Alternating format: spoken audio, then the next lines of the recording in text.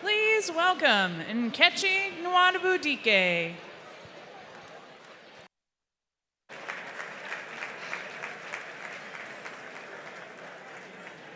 Hi, my name is Nkechi Nwabudike. Until very recently, I was the producer for The Other News. The Other News has been described as the daily show of Nigeria. I don't know that I would agree, but we did do something similar. Roll the tape. Yeah, my name is Okay. This is the show that you've been waiting for. America want to fight North Korea because their leaders want to find out who has the biggest button in the land. Meanwhile, in Nigeria, the only thing that can cause fights with other countries is jollof rice. This is my card. Okay. I am saying to the existing political class, game over. Get off the page. Wow. What is politics and governance about? Is it to serve or is it to eat? Is it to loot or is it to work for the people? If it's to work for the people, then you will not care whether women are there or not. But it's because in Nigeria, government office is to steal. Election day was an opportunity for the youth to come out en masse and vote for councillors and chairmen that will represent them. So thousands of youths woke up that early morning in spite of the rain and did what young people do best. Tweet from their beds. Okay, so thank you. The Other News is a show that was created when Pilot Media Initiatives, an American company that specializes in comedy for change, met a Nigerian TV pioneer who'd created the country's largest TV network, Channels TV. I joined the show as a writer, and they quickly promoted me to head writer. And somehow, because they're very smart people, I ended up running the first 4 seasons of the show.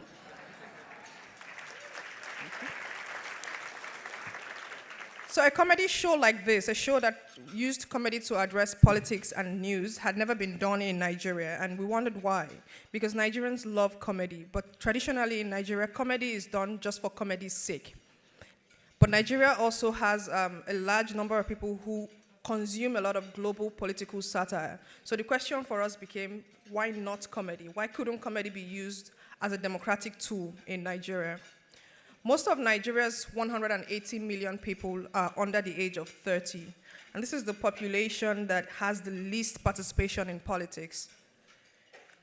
This is also the population that we tend to mock every day because they're millennials and they don't get involved. But the truth is they also consume a lot of global news, and they're not immune from what we call the daily show effect. So if you entertain these people, they will listen to what you have to say. So using that, we created The Other News, and The Other News found a home amongst this population. But it hasn't been easy. Nigeria is technically a democracy, but our democracy is far from ideal. So we faced issues of censorship. One time in particular, we wrote a segment that targeted one particular politician who has a reputation of having people kidnapped. And we were warned and we were advised, but we had the backing of the station, so we went ahead and we aired this. And we did receive some threats, but we still showed up for work the next day. And when we were not the target of censors and threats, we also had a very important population that had a voice, and we had to please this population, and that was our audience, because they had very definite opinions. There were those who wanted us to constantly attack politicians and leaders, and then there were those who felt that we were going too hard, and it was really very difficult to please them. I don't know if you know a lot about Nigerian politics, but our partisan politics is getting extremely extreme, which might sound familiar to you. So party faithfuls on both sides would wait until Thursday nights every week to yell at the top of their voice how a segment was pro-government or pro-opposition, and sometimes it would be the exact same segment. And sometimes they wouldn't even watch the show before they all got angry about whatever it was they were supposed to get angry about. So we created this show. In spite of all these hurdles, though, The Other News has been very successful. We found an audience, and we helped to inform them and inspire them to engage with politics and also each other in a socially acceptable manner. Because it's easier at the end of the day to share a joke that you heard on TV than it is to share an analysis you watched or you read in the paper, if you're above 70 and still read the papers. And we have proof of that. We conducted a research with PMI, and we found that people who watch The Other News are more likely to learn about what is going on in politics than people who watch regular shows. People who watch satire find it more shareable with their friends and families. And after watching the other news, Nigerians are more likely to demand accountability from their leaders. We assumed when we started this show that our audience was going to be between the age of 18 and 35, and they were, but they were also 15, they were 55, 75. We had a wide range of people watching this show across the country, across all geopolitical zones and age. We created a hit. Some episodes of the show had over 2 million people watching, and we had 20% of the audience share.